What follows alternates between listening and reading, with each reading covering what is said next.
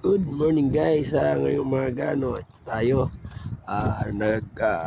magugupit tayo rito sa itatay sa puntod.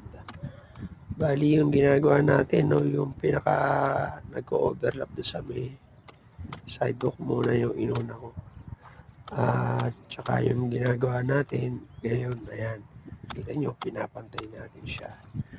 Bali, ang ginagawa natin dito na paggugupit ngayong araw, hindi naman ko siya totally gugupitin pudpud lahat.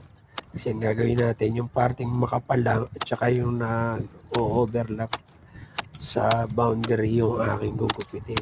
Kasi di ba yung naalala nyo yung nakaraan na video natin dyan, parte kasi na medyo manipis yung nung Carabao Girls na kailangan nga dapat bubudburan ng konting lupa sa ibabaw para may kakapitan at hindi maginda. So yan, ang ginawa natin lang dyan, parang lang siya, yung normal na trimming lang, pinapantay lang natin yung yung masyadong makapal lang yung ginugupitan natin, kaya parang ispat-ispat lang yung paggugupit yan, hindi talaga totally na pinudpud natin para lang mapantay natin yung itsura nung ating tanim na Carabao grass.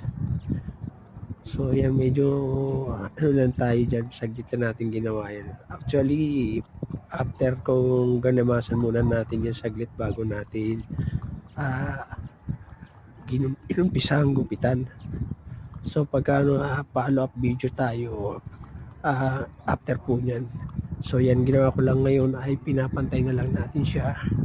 So yan, hanggang dito na lang muna guys. So sana nagustuhan nyo yung pagpantay natin. So maraming salamat sa panonood. Thank you for watching.